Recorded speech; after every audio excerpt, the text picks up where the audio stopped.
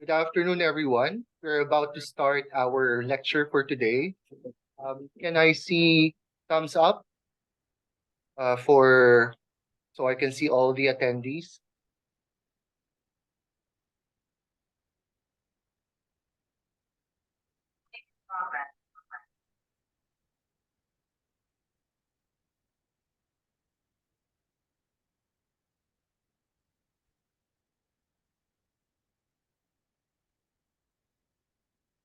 Thumbs up, guys. You're still there.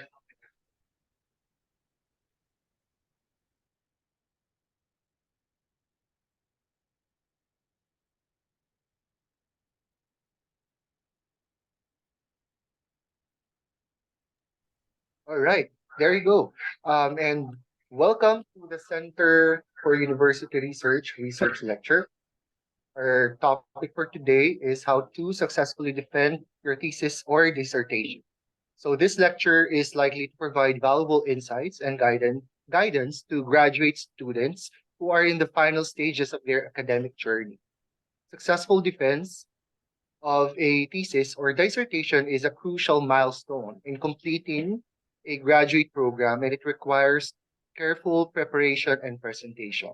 So before we start, we would like to acknowledge our participants from we have participant from MMDA, UST, NCNU Taiwan, AFP, DepEd, Leyden Normal University. We also have from RTU, Fiati University, Cavite State University, Adamson University, Pasig Catholic College, and University of Antique. And of course, our colleagues from the University of Makati. So just a few reminders to all our attendees for today. Please ensure that you have accomplished your evaluation form to receive your certificate. We will send the link before the lecture ends. Please also make sure that your microphones are on mute unless you are recognized to speak, and feel free to use the chat box if you have questions. Let us officially start our lecture. On behalf of our research director, Florante E. de los Santos, we welcome you all for this insightful lecture. So at this point, it is my pleasure to introduce our distinguished lecturer for today's research lecture. Our esteemed lecturer is a highly accomplished individual with an impressive academic and professional background. Dr. Sanchez holds a Doctor of Philosophy degree from the Australian Catholic University, showcasing his commitment to academic excellence and research. In recognition of his outstanding leadership abilities, he was awarded the Australian Leadership Award Scholarship. His expertise extends beyond academia, as he had the privilege of being an academic visitor at Oxford University through the help the Aged Fellowship. Additionally, he obtained a postgraduate diploma in gerontology and geriatrics from the University of Malta, with masters in public management from the Development Academy of the Philippines, attained as a Ramon Magsaysay Scholar. Our lecturer possesses a comprehensive understanding of management and development in the public sector. He completed his undergraduate studies with a bachelor's degree in social work from Pamantasan ng Lungsod ng Maynila, establishing a strong foundation in social sciences. Adding to his impressive portfolio, our lecturer serves as the CEO of the Philippine Consortium Incorporated, showcasing his practical experience and leadership in the field. So please join me in giving a warm welcome to Dr. Nicamil Sanchez. Hello, Sir Nick. Hi, good afternoon, everyone. Good afternoon, sir. Go ahead, Yes, sir. Thank you. can I share my screen? Hi, everyone. Good afternoon. Thank you for coming. And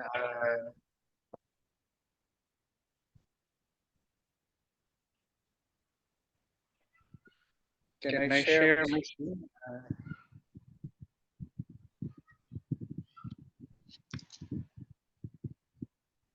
Yes, good afternoon, everyone. I would like to thank each and every one of you for coming for this lecture on our lecture.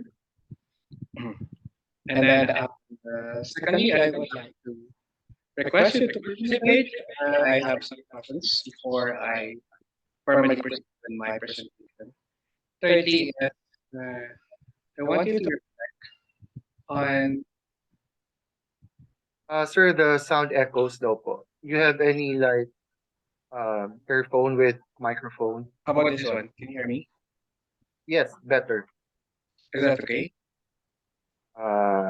It's okay on my end, sir. What about the others? Can you hear me, guys? Can you hear me, guys? Right, Mark? If they can hear me, right? Yes, it's okay on my end, sir. I don't know. Okay. How about the others? Other participants, can you hear our lecture for today? This one. Is it clear? Yes, sir. It's better. Yes It's po, better. yes po. Great. First, I would like to acknowledge the Office of the Vice President, Dr. Nat, the CUK Director, Director Rante, and to all the CUK staff headed by Director Rante, and we have the magnificent staff, Mark, Beans, and Carl, and this is made possible by the support of our PPNet and the CUK family. Okay, let's start. Mark, can I share my screen? Yes, please, sir. I cannot share it. The host disabled participant screen share.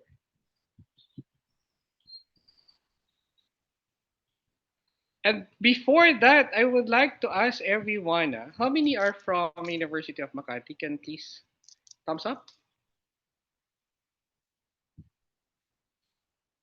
Great. How many are from other universities, other schools and institutions? So please, if your name has not, if your school has not been recognized, please type in your designation and your university so we could properly recognize you. Mark could properly recognize you. Okay, Mark, we have more than 60 participants now. Wait, sir. Great. There. I think you can share your screen now, sir. Yes. It's borderless Makati.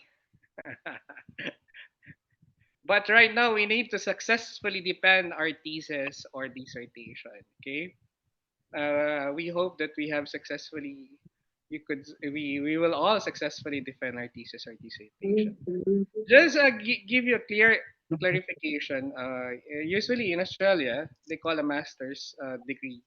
They call it a thesis, while in a PhD program, they call it a dissertation.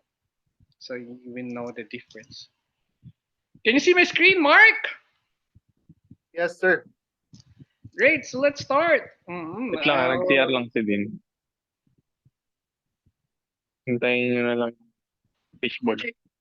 Great. Sir Please. Mark, pa-mute po, Sir Mark.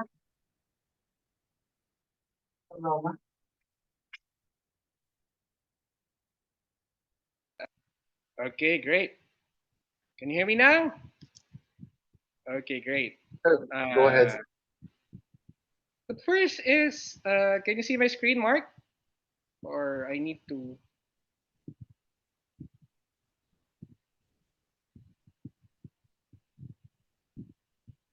Have a slideshow.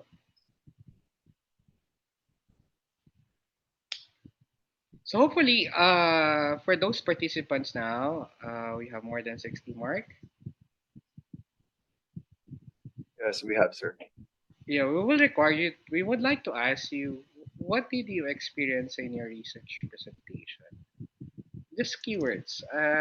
So each participant can type in. Maybe they feel anxious, they feel happy. So just um, just reflect during your paper presentation. What did you feel? What are your experiences in keywords? Okay, nervous. Mark Philip. Yeah, all of us must. And some are excited. Some always remember, if you reach anxious, Ma'am Roach? If you reach that far, if you reach that far, okay, it's a major milestone of your life. It's a major milestone of your life. Why? Because not all postgraduate students can reach as far as thesis presentation or research presentation or your final defense. Sir Always Nick, remember. sorry to interrupt. Yes. Sir, there's like an obstruction po dun sa slides. So para meron po siyang part of it's black po. Okay. This one. Ganun pa rin, sir. Hold on, sir. We're just Sendan gonna ko kayo, that one. Cool. sir. Send ko po yung screenshot, sir. No, it's okay. I think it's okay now. Can you check it? Meron pa rin po. Sa baba ng presentation, research presentation. Okay, I don't know what's happening with that one. Okay, but in my screen it's clear. Eh? I don't know what's happening in your screen. Wait.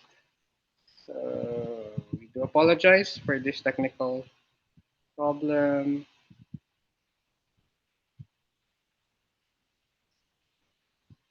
This one. Meron pa rin, sir. I'm just gonna hide floating meeting controls.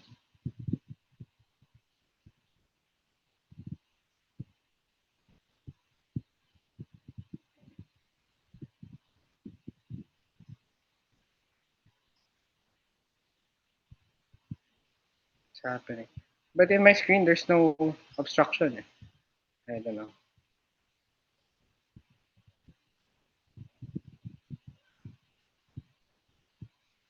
Is it the same PPT na sinend nyo? Yeah, no, no, it's a different one. I have a new one. Eh? If you want, sir, you can resend it. I'll just share it on our end. I mean, from our end. Okay, sige. No worries, no worries. Okay, but before With this, anything guys, else, yeah, if there are some concerns, ano lang, we're just gonna fix it out. How about this one? Can you see it? yes, sir. Kapag, This one. slide, pag in-scroll nyo, sir, we can see. Yeah. Pero Okay. meron pa rin siyang black. Sige, sir. I'll send it the copy with you guys. So, may block pa ba doon sa ano? Sa gilid? Not anymore. Meron pa rin po. Okay.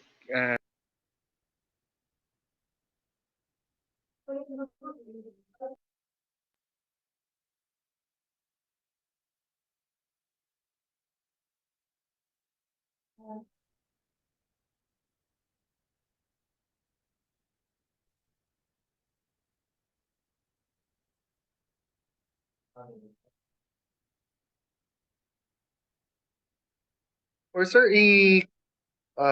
close yun na lang po ulit, tapos reshare. Okay, we'll do that. Can you give us around 1 minute for ano, technical, just addressing this one. Thank you.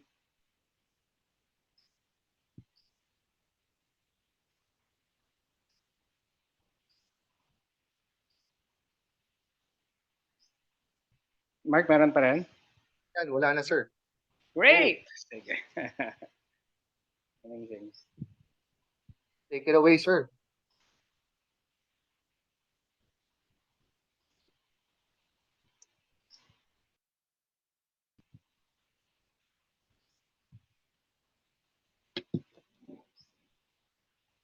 Oh yeah, that's it. Great. Thanks, Mark. Thanks for that concern.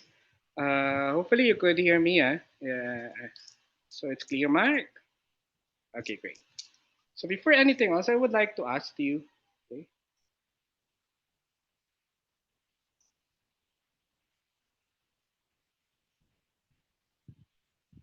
What did you experience during your research presentation? As I mentioned a while ago, this research presentation is one of the major milestones of your life as an academic. Why? Because you have reached this far. Hmm. And reaching this far, it means a lot of hard work, dedication, time, energy, grit on your side. Okay? Because at the end, you need to get the approval of your supervisor before you could present your paper. And you, as a as a graduate student, you need to ensure that in presenting your paper to the panel, I don't know if this will be your first time presenting it. It's uh, it's a milestone rather than, and then at the same time, it's a journey as an academic. Uh, it's either you do a viva voce or you need to present it in public. At the same time, I think that's one of the requirements. You need to present your paper in a public forum.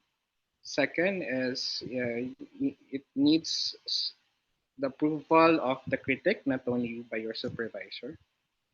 Third, it's good to present your paper to know the perspective of the public or other professionals or other academic about your paper. Okay, so always think about it. Next, I love keywords. Everybody, I don't know, my CUK family knows I love keywords and my students. So try to reflect in your paper and during your presentation. What are the keywords did you remember when you're doing your presentation? It could be keywords about your topic, about your research topic. It could be keywords about your paper. Okay. Remember, in every research you have keywords. Okay. There's no such thing as a research paper without keywords because these will be the basis of your analysis. Those keywords. Okay. For me and my presentation for today's lecture, it's a journey. So when we're doing our presentation, it's a journey. We think about grand ideas. Okay, we wanted to solve the problem of the world if we wanted to present our paper. But remember that those grand ideas you need to dissect it and put it into a specific research objectives. And my other keywords is during the presentation. You could see a lot of tips, do's and don'ts. But at the end of the day, I don't want you to provide tips, the do's and don'ts. I want you to enjoy it. I want you to enjoy the journey of you presenting your paper. Maybe it's your first time to a general audience. Okay? Always remember it's a perseverance. So you could get comments, inputs about how to improve your paper. It could be harsh comments, good comments, bad comments.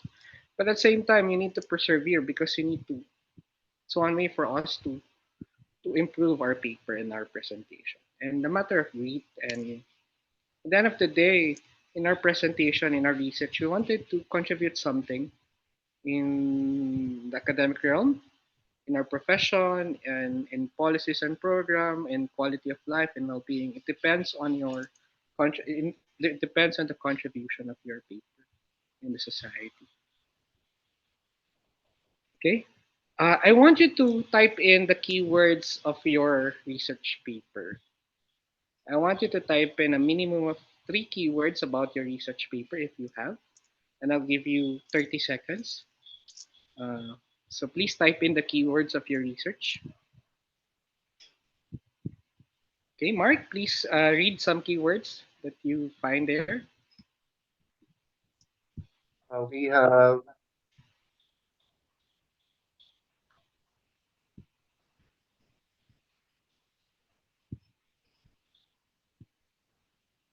one sent their keywords yet, sir. Traffic congestion. We have translation. Recall fiction. OSIPON. E-governance.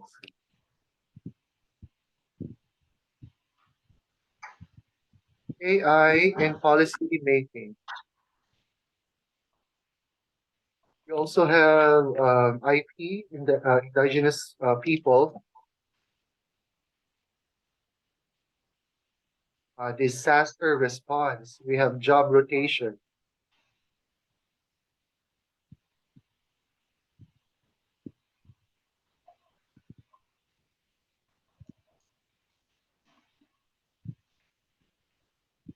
So those are the keywords, sir. They sent.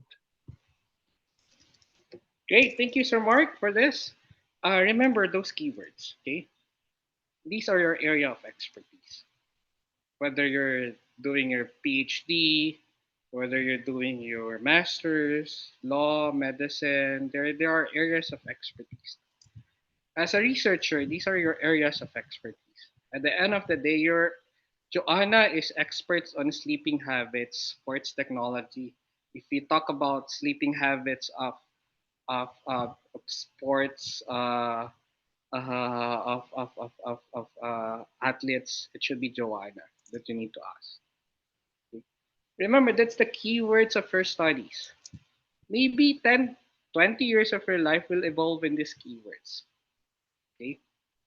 The challenge in the Philippines is in other countries, you know, the academic used to have this REX, the research expertise. So basically, it's one way to know what's the focus of our research.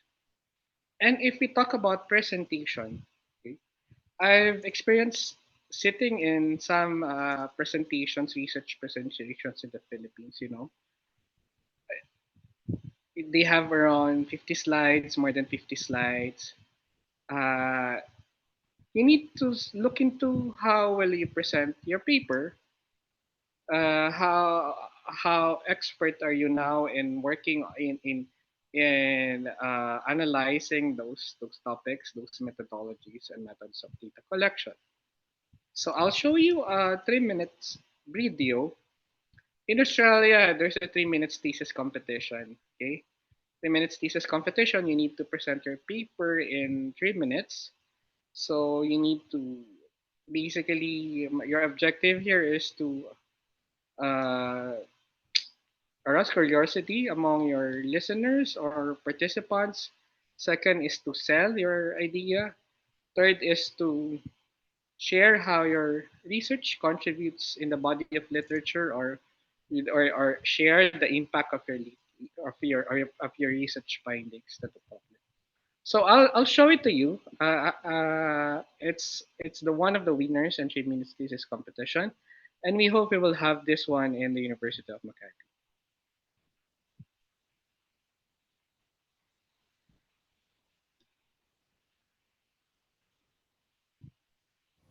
Our third finalist is Emily Johnston from the School of Pharmacy and Medical Sciences.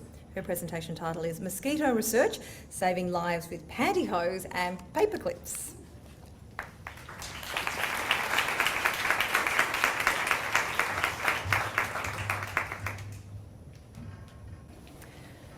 I came to Australia to study the deadliest animal in the world.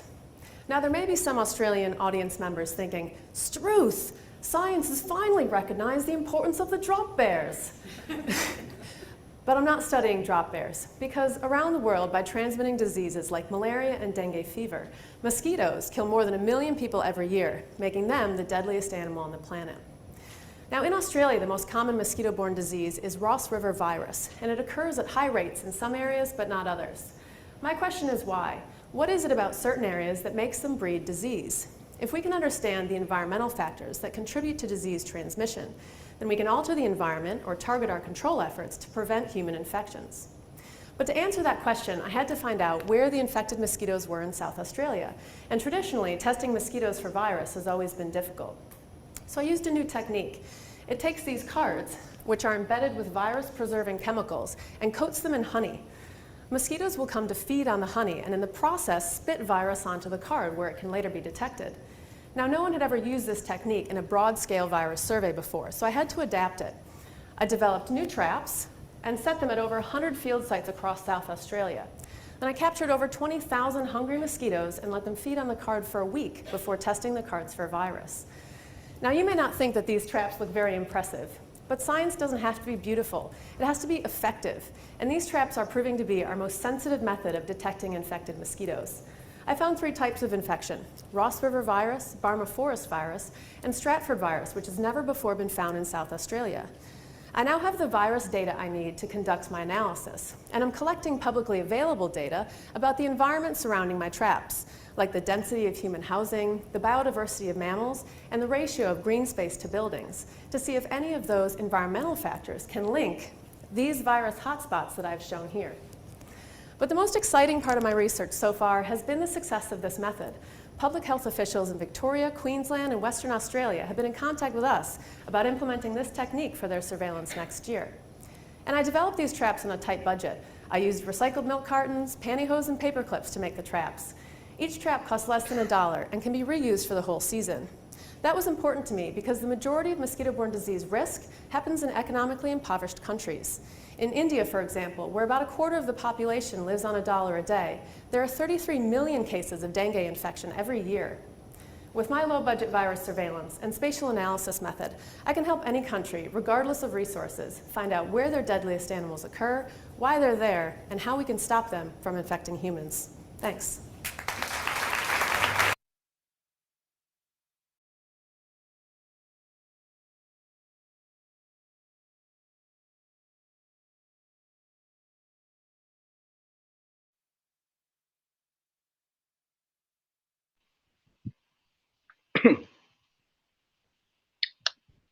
Okay, after watching the 3 minutes thesis competition, by the way, she won the University of South Australia thesis competition.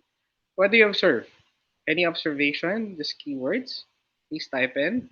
Any observations about how she presented her paper?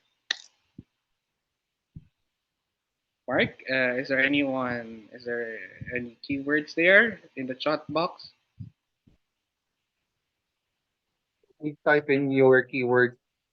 Your observation, how about her presentation?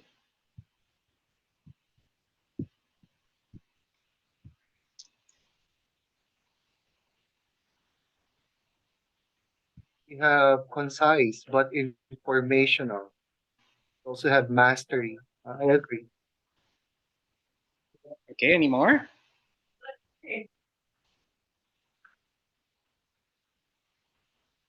Okay, we captivated throughout the whole duration. According to Joaquin, direct to the point. Spontaneity. Okay. Any more observation on her presentation? Any more? Mark? That's all, sir. That's all. Yeah. You know what? There's a big difference between a 3 minutes thesis competition and the full presentation of your paper. Okay. The objective of the 3 minutes is within 3 minutes, you need to present your paper. You need to sell your findings, your research. Okay. While in the research presentation, or if you're doing a master's or thesis presentation, it's a more detailed presentation of your paper. Okay. It's just like in the 3 minutes, you're presenting the abstract, while in the research master's or dissertation presentation, you're presenting the whole paper. But you know the difference, the limitation, okay, time limitation, you have 3 minutes, while in the thesis or dissertation, I don't know if we have rules, Mark, that a master thesis presentation should be a minimum of 30 minutes or 40 minutes, while a PhD is a minimum of 50 minutes or something. So I don't know if we have such policy here in UMAC about it. But at the end of the day, you need to ask how many minutes or the limitations of my how many minutes allotted to my presentation. Okay, there are cases. Okay, you wanted to show off. You wanted to speak for 1 hour. Okay, at the end of the day, remember the study that attention span of a person is just around 20, 15, or 15 minutes at most. So basically, especially if we're presenting it in public. Second observation is, did you observe her PowerPoint presentation? How many observed her PowerPoint presentation? This is just one slide, right? And what she showed to us is the impact or the output of her research. Okay. And thirdly, thank you for those who have typed in their observation. Uh, you could see that even not that simple, but you don't need to have a complicated research to make a greater impact. Okay? You see, her research is you just use the pantyhose and something and to trap in and to identify the concentration of world's deadliest mosquitoes in Australia, because that will be the basis in addressing that problem. Okay, so think about your keywords of your studies. So any questions? Let me continue. Remember, in your research presentation, you're sharing a journey. Okay, you're sharing a journey. Okay. Please go to Google Scholar and type in "Exploring the Journey Towards Successful Aging in the Philippines," and you could download my journey and my PhD paper. Okay. So go to Google Scholar. I'll give you 1 minute. Type in "Exploring the Journey Towards Successful Aging in the Philippines," and you could use this paper as your reference. Okay. So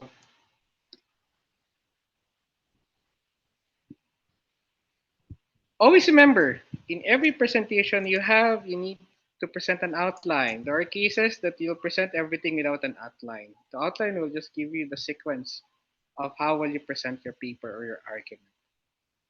So this is the outline of my presentation. You see how to give a confident introduction. Okay? It's just like telling a story. Second is my idea here is to share the grand idea that you have about your research paper. And for example, if I'm presenting a paper about aging, uh, you need to get their attention in terms of you don't need to shout. Okay, there are cases na you need to speak with humility, with kind of expertise and authority in your paper. It's not an may comment. It's not an spontaneous speech. Okay, it's difference within academic presentation. Just speak within your normal voice, and always remember to greet your panel and the correct title and name. Always make sure of it. You need to speak with confidence and humility within using your own normal tone. There are cases you wanted to impress the panel and the audience. You wanted to have some theatrical way of impressing them, but at the end of the day, you're presenting an academic paper. The normal thing of introducing yourself. What are the credible statement in the introduction? Okay. If I'm making our introduction, like I've mentioned, I will share with them the grand idea. Okay. My studies about successful aging. In the Philippines, we have more than 7 million Filipino senior citizens. And this study can be the basis of policies and programs. So this is a grand idea. And then I would like to focus on the perspective, looking at the social demographic factors in in attainment of successful aging. That's my paper. So I would suggest you work to capture the audience. You need to share with them your grand idea about your paper, and then go on the specific afterward. And then identify what we can get from your presentation. Okay, what's store for them?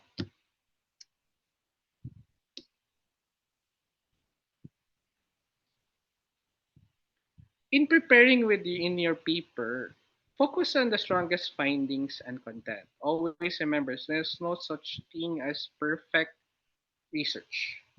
Okay. At the end of the day, you will encounter questions. Okay, so be ready for it. If I say strongest findings, in looking at the findings of your research, what are the most impactful? Second, do not show off.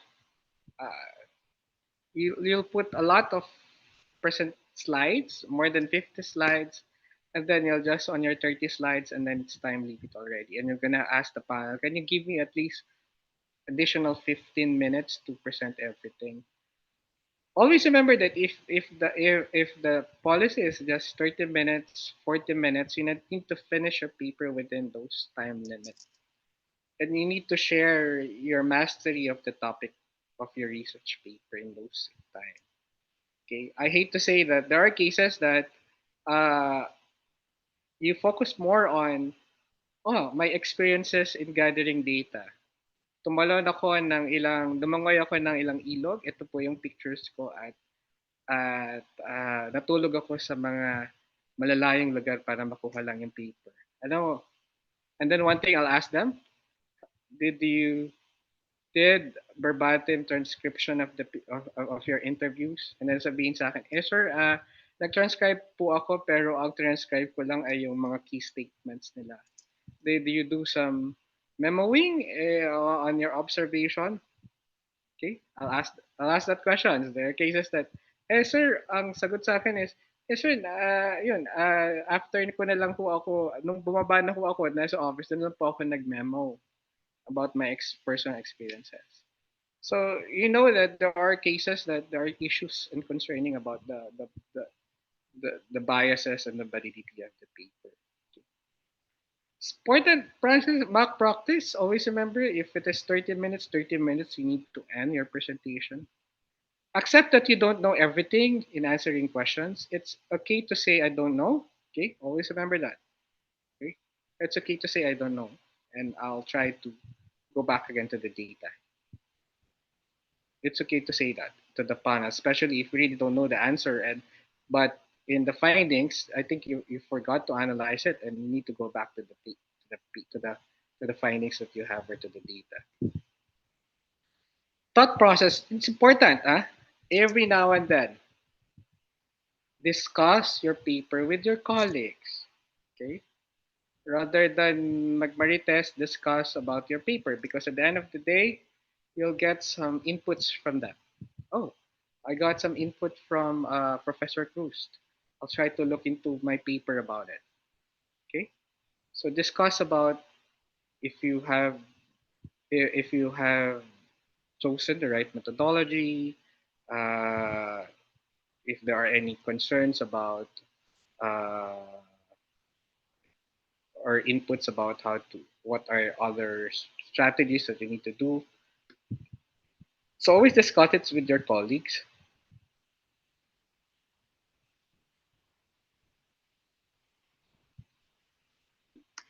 Always ask these questions. The what?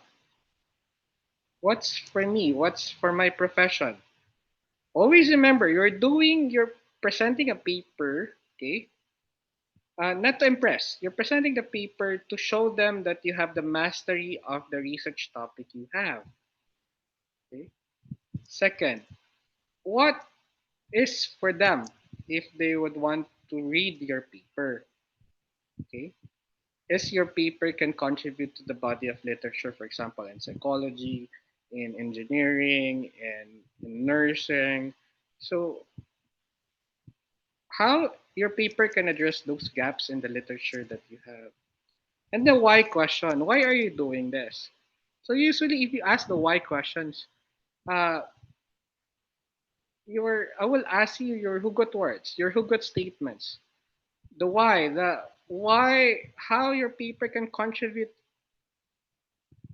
to, maybe to the improvement of the quality of life. As why are you doing it?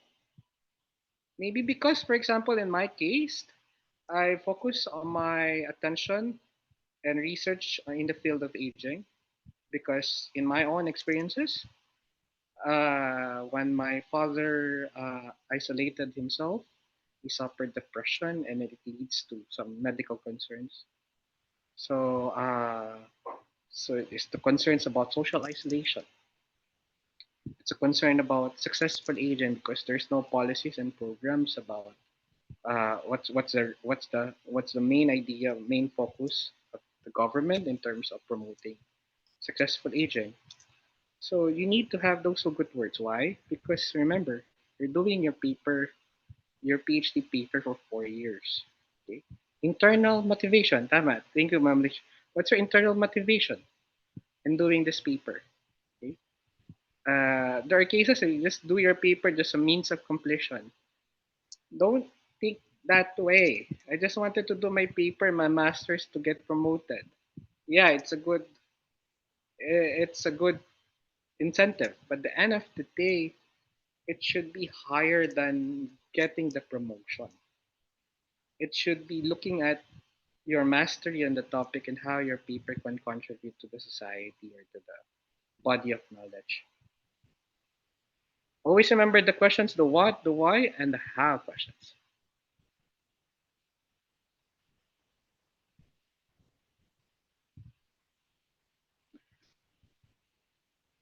Always remember, okay, the literature review.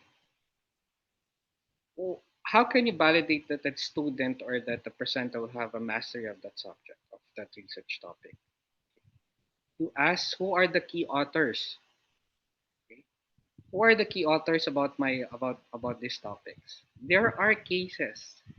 There are cases that they will just present something without any literature at all. Oh, I wanted to have analyze the problem of this one, okay? Because it's a burning issue. For example, according to the Supreme Court, there are three areas in the separation of the embryo. Okay, one of it is this, but you need to get the literatures. Okay? You need not only the Supreme Court literature. Maybe there are studies about that, about the separation or something. If your study is about in nursing, who are the key authors? Always remember to identify those literatures and the landmark study in your presentation because that's the only way we could validate that you have an expertise of the topic that you wanted to share with us. Okay, so remember, if you have watched my previous research colloquium, there's a research methodology how to do a research literature review. Think like you have your own farm bill. You get the best literature around the world and put it in your own studies. Okay? So this is how I did it in my thesis on successful aging. This is how my presentation, my slides. And I made it the point that I will inform the audience that this paper have gone through the ethics committee. So it's good that UMAC has this ethics committee, so they need to inform the audience that it was approved by the ethics committee of University of Makati, and then this is the period of the approval in terms of the data gathering for 2 years, starting in 2012 to 2014. What is my methodology? You need to explain your methodology clearly. I'm doing a mixed method design. Always support why are you choosing mixed method design? Maybe based on the gaps of the literature, majority of the studies have adopted quantitative and the other majority of studies are ended qualitative, but there are very there are few studies that did a mixed method study about this area. So right now my contribution is addressing the gaps in the methodology section. I'm doing a mixed method study. So always remember, in looking at the limitations or the gaps, you just don't identify the time, the budget constraints. I'm working full time and teaching full time, so I'm limited time. No, we're talking about what are the research gaps of the literature. Okay? So one of the research gaps in my study is there's no studies about this area in the Philippine setting. So most of the studies are in abroad in defining this nomenclature of successful aging. Okay. And you identify the method of data collection clearly. I'm doing a survey, the same time I'm doing an KII. At the same time, you need to clearly present your research questions, your interview questions. Okay, present clearly, especially if you're doing quantitative. What are the hypotheses? What kind of statistical tests will you be doing? Will you be doing descriptive or inferential? Are you doing regression? There are cases that I observe, you put in a lot of hypotheses that are not necessary and that you cannot find relevant in your questions. So minimize those. You don't need to answer everything, answer every problem. I've observed that I've seen in some of the research presentation, you have around 10 hypotheses, 20 hypotheses. So make sure you trim it down. Choose the best hypothesis if it's quantitative to respond to your research questions that you have. Okay. While if you do a qualitative study, the depth of meaning of the variables that you need to analyze or explore is very important. So always remember, I will ask you about how did you get a verbatim transcription? How did you come up with these themes? How did you come up with these nodes or codes? What are your bases? So those are the key questions that you need to anticipate when you're presenting it when you're presenting in the panel. Okay. And always be clear about your interview questions. And in explaining your statistical analysis, always be clear what are the independent variables. It helps me a lot in analyzing these are I'm just gonna doing a chi test. Okay. Or I'm just doing an independent sample test. I'm not doing a regression. It's okay. But some of us, you wanted to do regression, binary, logistic. I'll ask, what's the purpose of doing a regression? But your research question can be answered by a by a state test or analysis of variance. So always be clear in your panel. Why are you doing this instead of this? And don't overcomplicate your statistical analysis because that's one of the main errors. Okay, that you will be questions. You'll even yourself, you'll be it will be difficult to you to explain why did you did regression in this analysis or this hypothesis. So make sure if you present in your paper, you could clearly explain the variables and how did you treat the variables or the statistical analysis you have done. One more thing is I observe is we need to be clear on the sampling, the sample respondents, the distribution of your quant if you're doing your quantity or quality. Okay. Especially for example in gender distribution, why there are more females than males. Because my argument here is majority of the population of senior citizens are females than male. Okay. So you just need to think about it. Okay. Why there are more respondents from rural, okay, rather than urban? Because majority are living in the rural areas rather than in urban. So I'm just gonna adopt those sampling techniques that you could clearly present to the audience.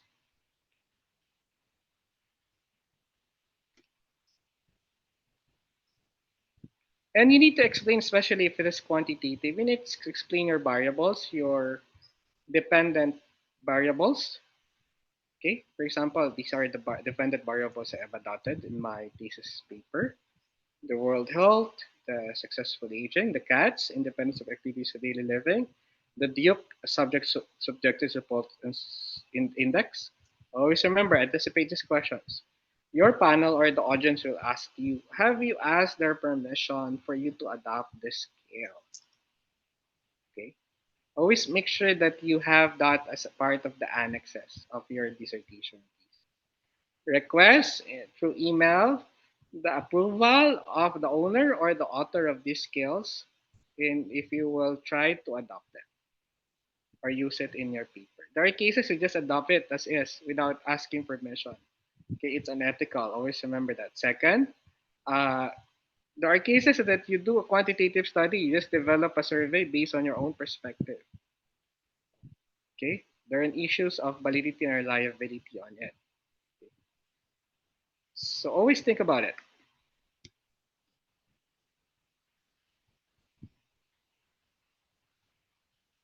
So always explain in your presentation how did you treat the data or analyze the data. What are the tools that you use? For example, I use the version 21 of the SPSS while I use the NBIBO 10 for the qualitative analysis and exploring the themes and the codes and mathematic analysis. Okay. So in presenting your key findings, always remember for those quantitative research, there are cases you will not get any significant difference or find any.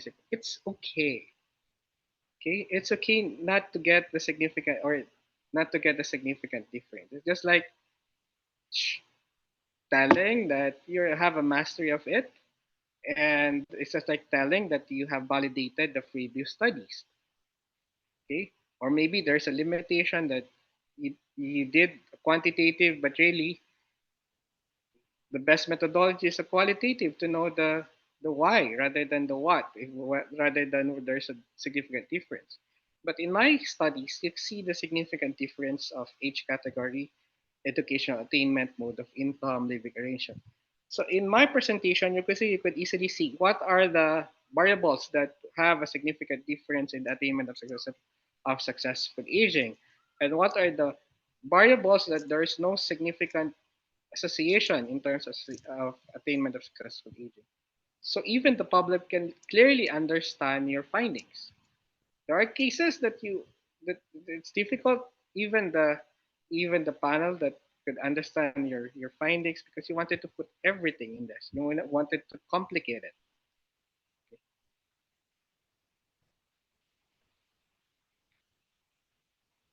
So these are the key findings that are important that for you to share. Just choose those key findings that you wanted to share.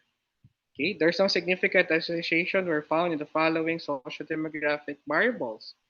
There's no significant contribution of house classification or group membership in terms of well-being and physical functioning or even in social education.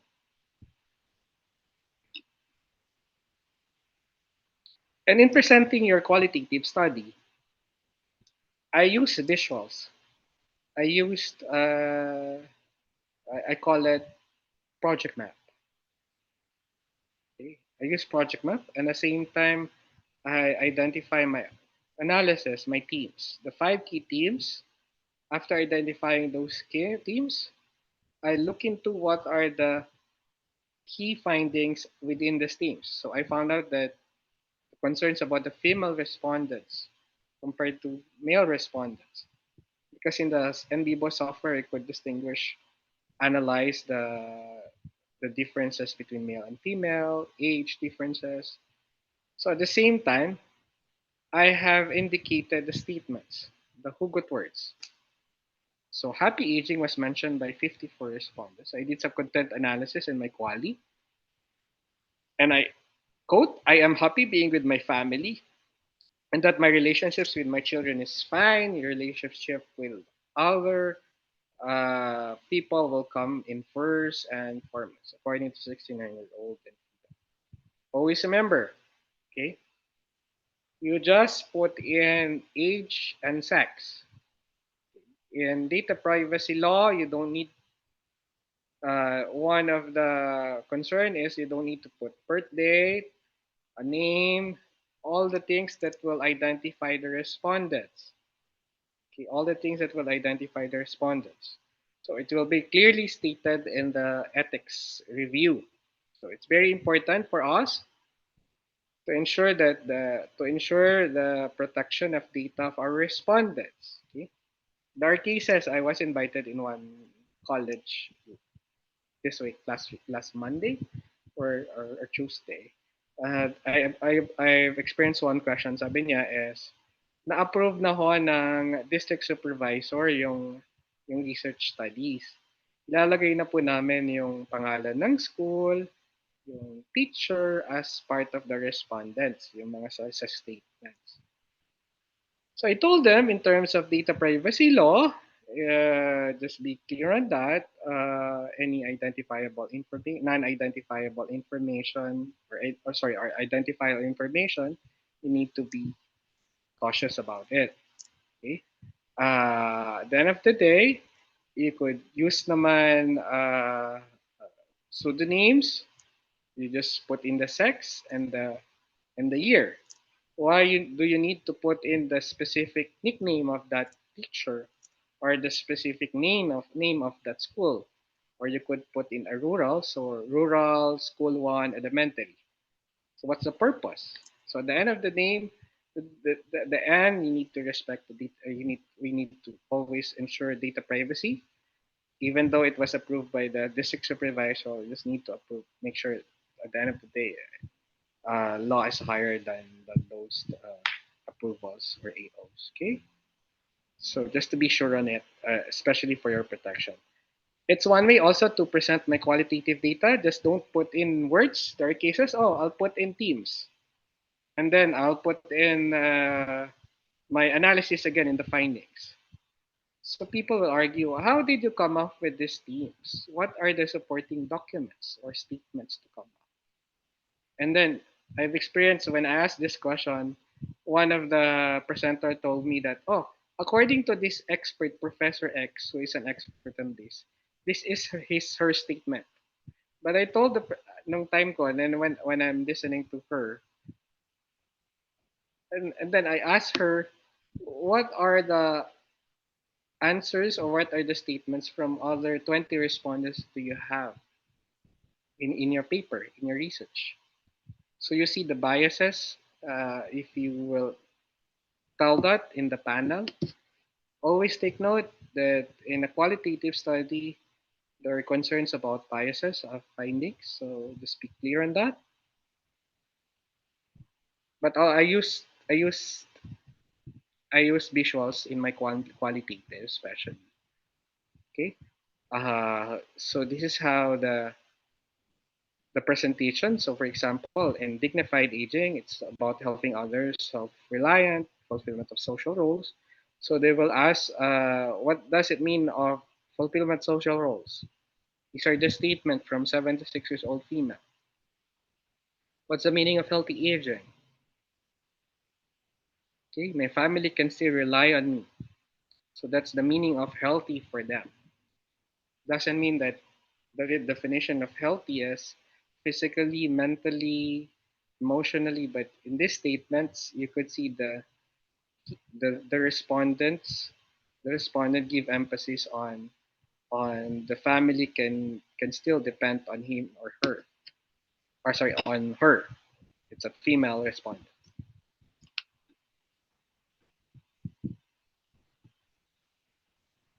Always ask, what is the format? Is there any guidelines from my university about the presentation of my paper? Talk to your supervisor. I would suggest for those who are doing masters, how many of you are doing postgrad studies? Thumbs up. Currently doing postgrad studies. Please, please, please, I beg. Please attend public defense or research presentation of your colleagues, of your seniors, or of your professors. Why? This is one way for you to learn, to have the feeling of presenting the paper, to know what are the key questions that you may encounter. Okay? If you will not attend any of the public defense or any research presentation, then suddenly it's now time for you to present your paper. I don't know what will happen to you, to be honest.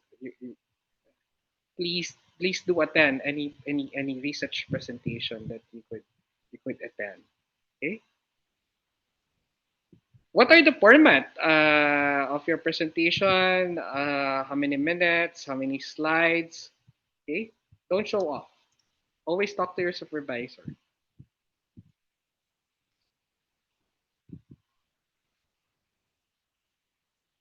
Ask what's your questions. Look at the person asking, especially those you have the open forum already. There are cases that it's difficult to start asking questions. So basically, you could, as a presenter, You could ask your audience some questions or the panel if you have any questions on this area, on my methodology, on my findings, on my analysis. Always remember, look at the question, look at the persons asking the question. Show them that you're listening. And especially my only move your head. There are cases that uh, you show off more. You wanted to, you have a lot of hand gestures. I would suggest just only move your head right, left, look at the person asking the questions. Okay, show them that you're listening, and ask questions about specific findings or topic. If ask them if they have any questions about my specific topic or findings. Just have the poker face. It's very important. If you know the answer, you could answer them directly, yes or no. Or step two, you could paraphrase their questions. Okay. Uh, you could paraphrase the question in the sense that you have a mastery of the topic. So maybe you're asking this question, doctor something or something. Maybe you're asking the methodology, the views, and the sample data or the sample respondents. So you could paraphrase those three questions in the question and answer forum. Focus on the areas you are stronger, huh? Focus on the areas you are stronger. Make sure that you know who are the main authors, maybe 10 authors about your topic or about your paper. Okay, okay. Being presentable is very important. Okay, use USB, extra topic, time to think, slow down. Okay, slow down when you're presenting. Breathe and enjoy the journey of presenting your paper.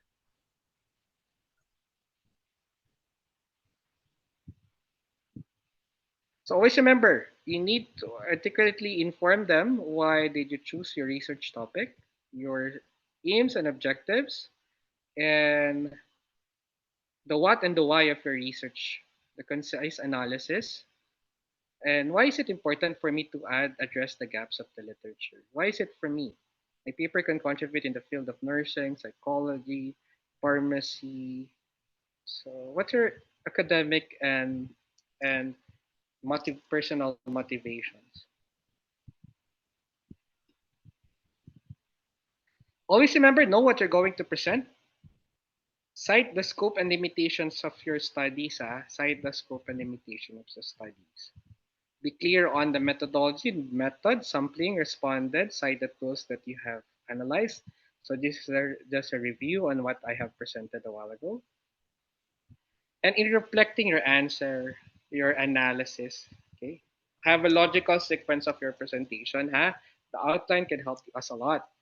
In reflecting in reflecting in our analysis, always remember what will be my distinct contribution in my profession in the field of nursing, in the literature about nursing in the Philippines, in the practice about nursing, or in the policy and program for nurses, okay, or for our patients.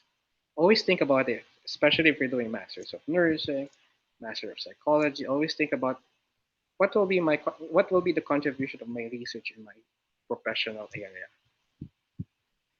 Maybe it's an original investigation, testing of ideas, the what are the worth it in publication. Always remember, your paper can produce around 5 or 6 articles. It depends.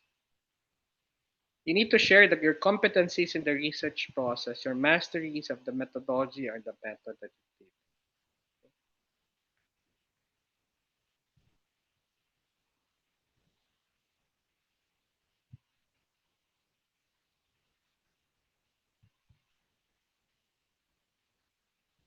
I think this is my last slide. Uh, Always remember that doing research or presenting your paper, it should be a happy journey for you. It should be a milestone that you need to look forward, and it's a major achievement as as an academic researcher.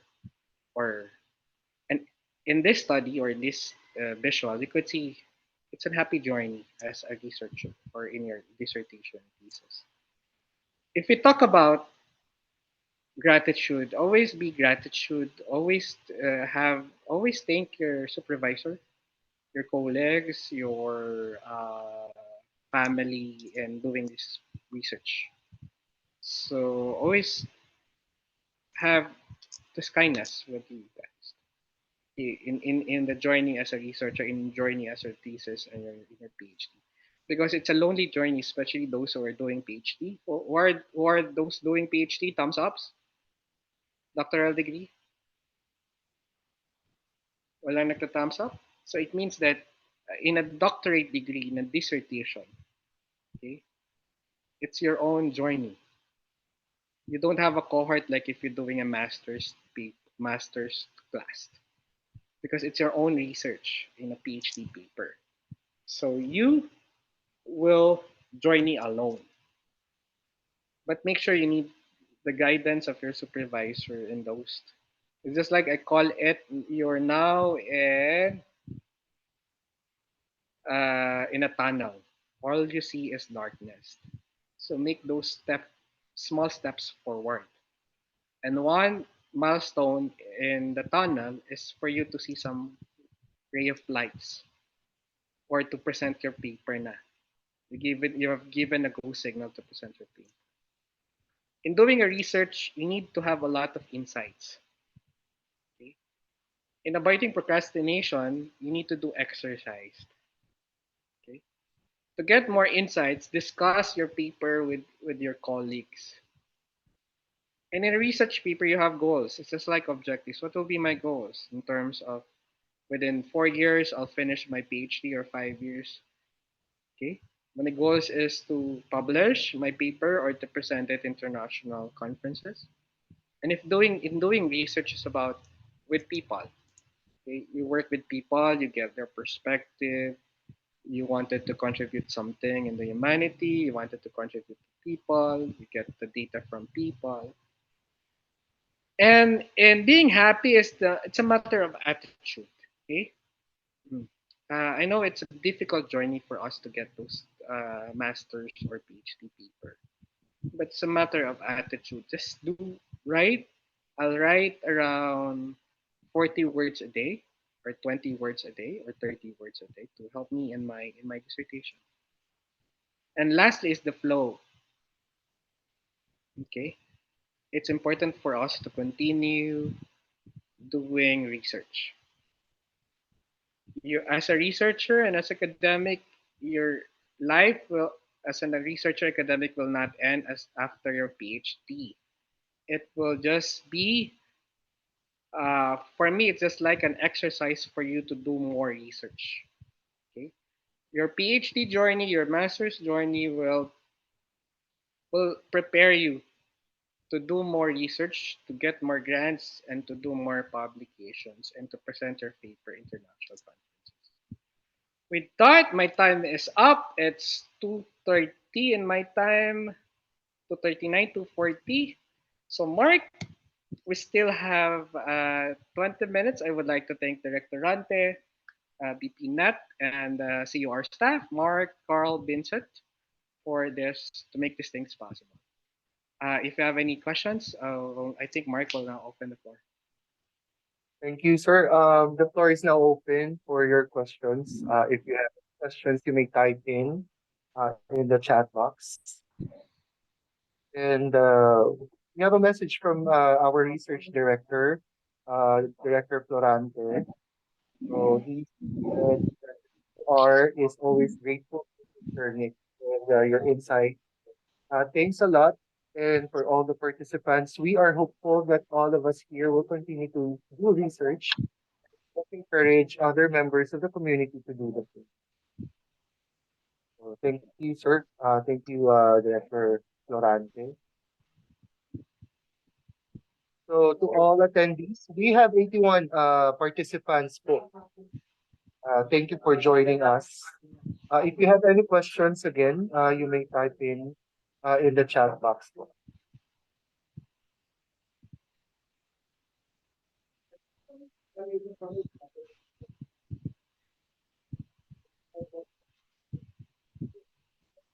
So someone is raising her hand. Go ahead po, Miss Bernadette, Alex, if you Hello if po. Ask ko lang po kung paano po kapag mga sensitive topic po yung gagawin or iaaralin po namin like death po, pagkamatay po. sorry. Yeah, I remember. I was a research associate before by the Calvary Palliative Center. So my study is about end of life care when I was doing my PhD paper. Second, always take note that you will be guided with the ethics clearance. So in the ethics clearance, they will give you some guidelines in doing your study. Third is they will determine whether it's you have high risk, medium risk, or low risk in the data gathering. Third is it depends whether you're getting the data from minor. It's very sensitive. I think it's difficult and to pass the ethics clearance in terms of your topic, and you need to relate your proposed topic, and you need to show and sell your topic. Why are you doing it, and how it will contribute to your course, or to your, if you're doing nursing or psychology. Okay, always be guided with the advice from the ethics committee, especially if you're doing those sensitive topics. Did that did it answer your question, ma'am? Okay po. Thank you Uh, po. Kasi usually it's end of life care. So the main challenge there is getting the respondents.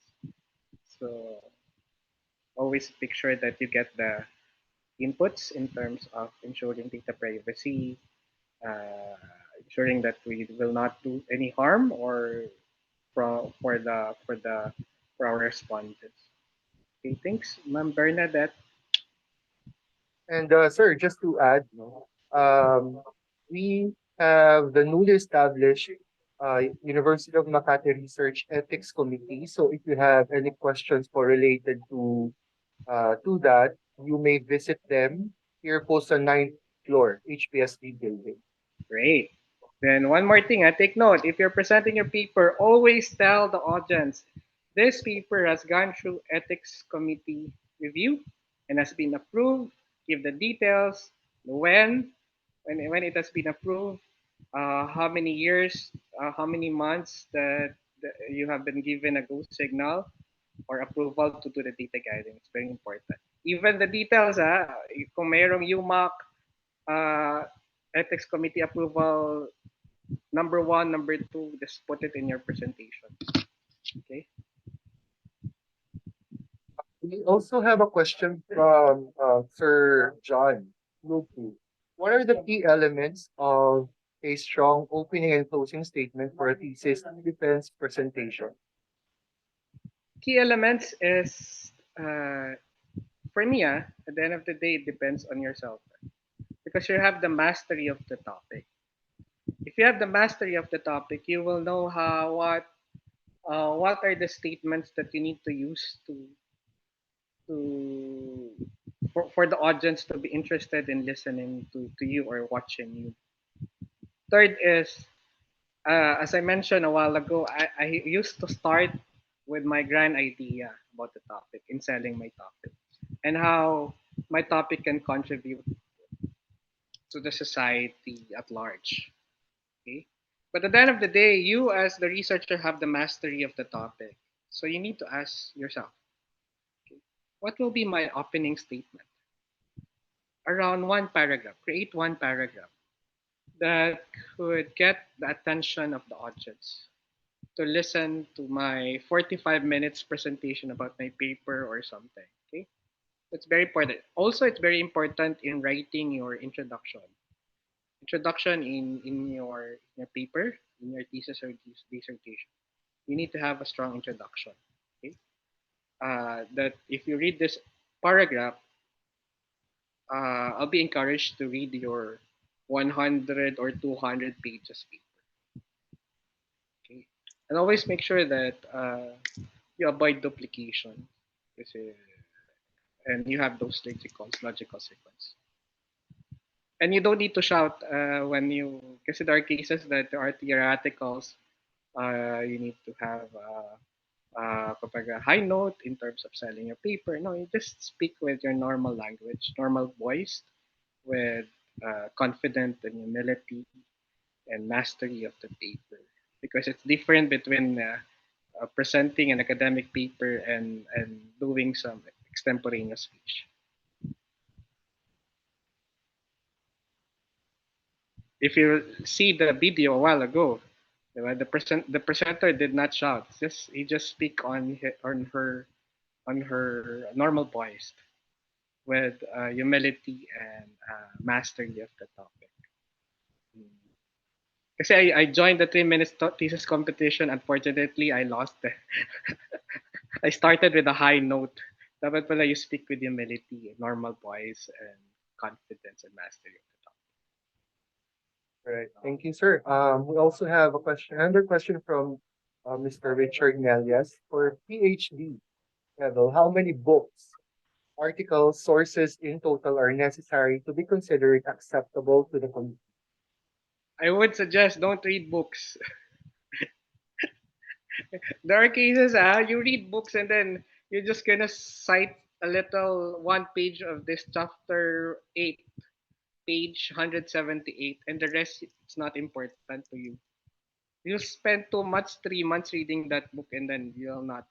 I would suggest focus on articles, especially new articles about your proposed PhD. You could get you could cite some references from the books, maybe from Creswell, from for your methodology, for your method. But at the end of the day, majority, at least for me, 95% of your references or 90% are from journal articles. Usually not more than 10 years. Okay. What else in question here, Sir Mark? From Erame Arizada. Good afternoon, sir. Do you have any advice for us in choosing best title for a research paper? Okay, I think yung it's not. balikan ko lang yung question ni Sir. Usually in Australia, a master's paper not below 60 references. So ang ginagawa ko, pag tinitignan ko yung master's thesis niya, pupunta ako sa references. Kapag nakita ko 30 to 40 lang yon, I'll tell the students, improve your references. Improve your literature analysis, the mastery, because that's one way to show that you have the mastery of the topic. Kapag PhD, it's a minimum of 100 references. Always take note of that. Ano yung questions recently, Sir Mark? Any advice though, sir, in choosing best title for a research paper? Okay. The best title, it depends. But for my, if you'll ask me, usually the title is not more than 12 words. Okay. And the title could include the methodology of your research. It will include the keywords that you have listed in your paper. The keywords. The keywords is not more than 6 to 7 words lang yan. Diba? If you're submitting an article, just put, diba nakalagay doon, just put around a minimum of 5 keywords, not more than 7 keywords of your paper. So usually, the best title is your keywords will be there in the title. Okay. And if you read the title, you could easily understand the title. Don't make a title like 20 words. It's difficult to analyze it. And if you read it, you just see, for example, exploring the journey of successful aging in the Philippines, a mixed method study. What are my keywords? Okay, successful aging, journey, Philippines, mixed method study. So it's you could clearly understand the title. So don't overcomplicate your title. Right. Another question, sir. When you are checking references for a research entire article, I think it has already been answered po, no? You don't need to read the entire book. Yeah, focus on the chapter or the source that you will cite in your paper. Because why? You're spending 2 to 3 months reading that book and you're just gonna cite one chapter. Please do some time management. That's a fault. You're not doing a PhD for 10 years or 8 years. You're just doing it for 6 years. Okay, because you'll have a lot of research paper after your PhD or master's thesis. It's just a practice. You just practice doing research it's just gonna prepare you to do more research. Uh, okay. Any more questions? We still have like 9 minutes po. So if you have any questions, you may raise your hand. Click on the raise hand button or simply type in your question in the chat box.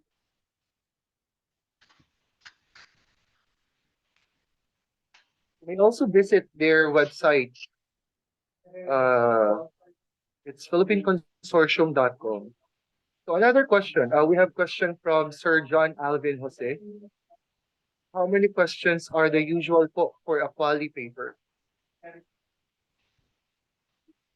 Sir John, it depends on the qualitative method, the big six, whether you're doing a thematic, whether you're doing grounded theory, IPA, or doing content analysis. So it depends on the qualitative methodology, qualitative method that you're choosing in developing this question. Second is always take note that you need to develop questions to respond to your research objectives.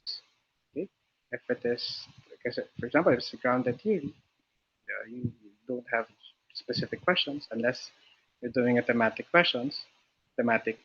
study. So it really depends on the qualitative data strategy that you're doing. Second is always take note that you're developing a questions to respond to your objectives. So there's no limitation, but unless you need to prove that it's really this question is important to address your research questions or objectives. Sorry, your objectives. Third is take note about duplication. Okay, there are cases that you have included this variable or this category or this topic in this first question, then you'll try to have again another question in question number 5 about these areas. Avoid it, avoid duplication in developing your questions. Fourth, always pilot test your questions. Okay, pilot test your questions before you use it. Pilot test. Why? There are cases that if you transcribe the data of the question and answers, mas marami pa yung questions ng mas marami pa yung uh, statements ng uh, statements ng interviewer kaysa dun sa respondents. Okay, take note of that. So you need to pilot test it. Make sure that the questions are clear and could be easily understood by the respondents, and especially if you have some partners, do some trainings in discussing those questions. Yes, I hope it answered your question, sir. Yes, and I think Sir Richard Nellas po agrees sa sinabi mo, sir, kasi he thought that a research question should be aligned po to research aims and objectives. So, any more questions for everyone?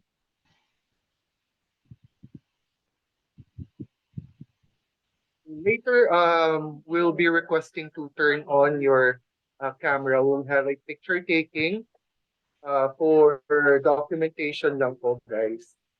So if you don't have any questions, or if you have questions po in the future, you may send us an email at research@umac.edu.ph. We can forward those questions to our research lecturer po, Dr. Nicamil Sanchez. And as we come to the conclusion of this research lecture, we hope that you have gained valuable insights into the art of navigating this critical milestone in your academic journey. So always remember that you are not alone in this journey. Why? Because we are here to guide and help you. If you have any questions, you can shoot us an email, visit us here in the office. So also seek guidance and mentorship. That's also important. And if you have any questions, uh, send us an email. Thank you so much for joining us today. Thank you po, Dr. Nicamil. And the evaluation link is already posted in the chat box. So do not forget to accomplish the evaluation link so we can send you your certificates. Thank you, everyone. And please turn on your camera.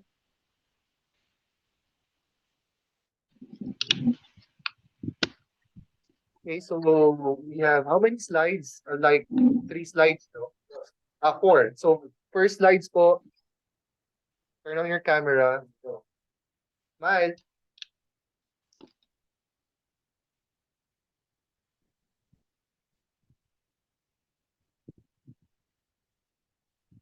Second, smile.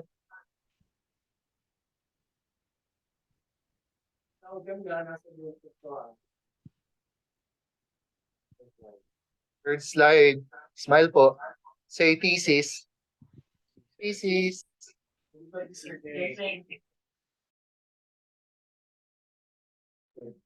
All right.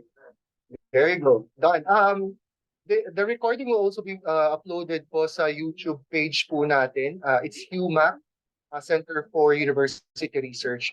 Please also don't forget to like our Facebook page. It's HUMA, Center for University Research. All the updates are posted there.